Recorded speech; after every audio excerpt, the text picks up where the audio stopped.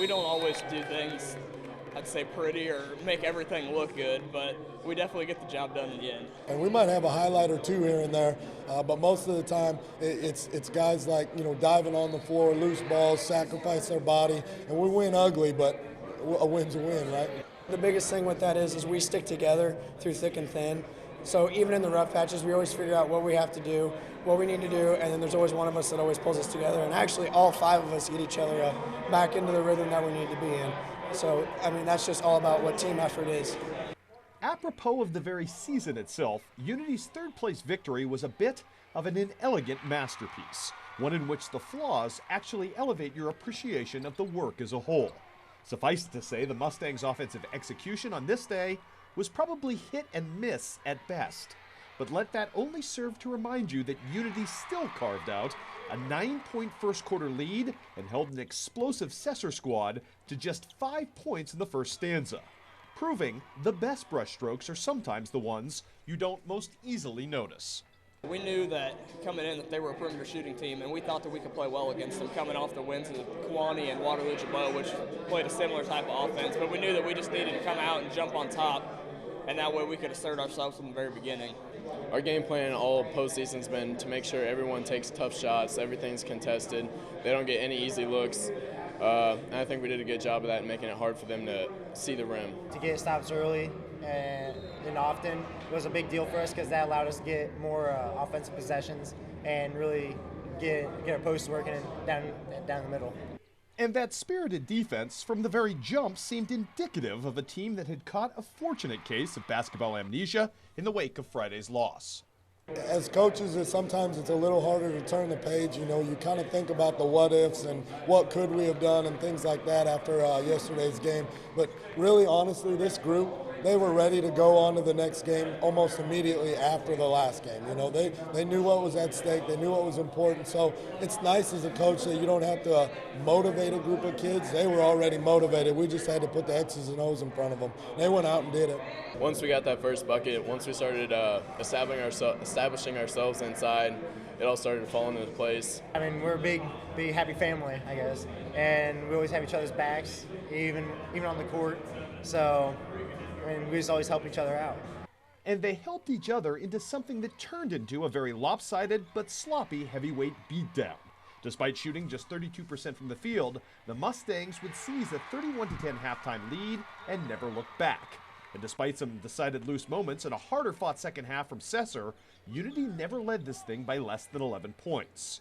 One day after being neutralized by Mooseheart's length, Lane Davis bounced back to lead his team with 17 points and 11 rebounds. One day after his heroic dunk, Alex Blickhand chimed in with 13 points, and even his best highlight moments went for naught. Again, just the kind of grit and grind over glitz day it turned out to be for the Mustangs in a 59-43 victory. That established there was one bit of perfection to be found in this affair. A game decided so early that Keith Carruthers got the rare luxury of giving his deserving seniors a flawless exit, a true curtain call in front of their adoring fans. It was awesome. Will came off and he goes, "You put me in for 5 seconds." And the crowd was going crazy, and I pointed up there and I said, that's why we put you in, so that those fans can give you a little bit of love when you come off the floor. It was awesome to be able to get all those guys out there and then finish with our young group of guys that we're going to have back next year. Definitely goosebumps. That was great coming off the floor, Crothers pulling us off, and then the applause that we got from the fans. Especially being up in here in Peoria with all the fans that we brought, it was just amazing coming off to them. Just walking off the court with such a great crowd and seeing everyone that I've gone through this with, just giving them a big hug. It was chilling. Yeah. It was really amazing knowing that everyone is behind us. I can't imagine it being any better than this right now. So the community's just been really behind us and everything, and we appreciate everything they have done for us also, with just bringing us food into school for lunch, even to bringing us snacks for the bus ride, hanging up all the signs. They didn't have to do any of that for us, but they went out of their way to be here, take off work on Friday, and come watch us play, and we really appreciate it. It's from everyone on the team, not just the 5 on the floor or the coaches, it's everyone.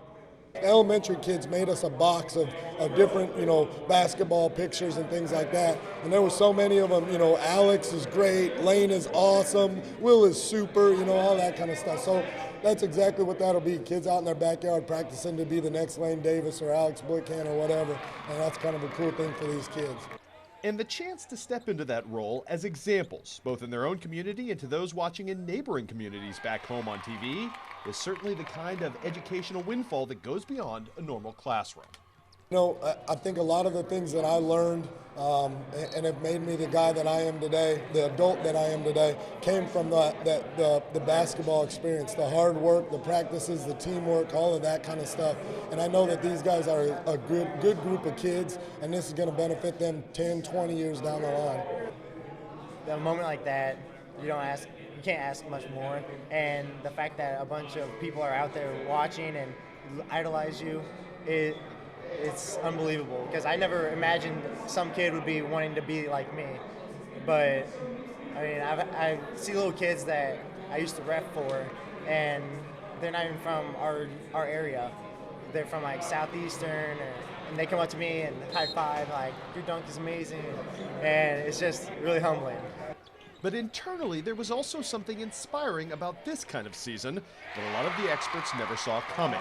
They say good basketball teams take on the persona of their head coach, and Unity was indeed equal parts tough, savvy, and gritty. But the man who authored this fantastic run says what was best about the experience was that it was a true two-way street. Love to see that out of your kids, but I think as a coach, truly, you learn a little bit from your kids as well. And so as this season went on, I'm a little bit of a tense guy sometimes when I get serious about practice and games, and these guys have been able to help me relax and just enjoy the moment sometimes. You learn a lot from each other, and that's what makes you a family at the end of the year, without a doubt.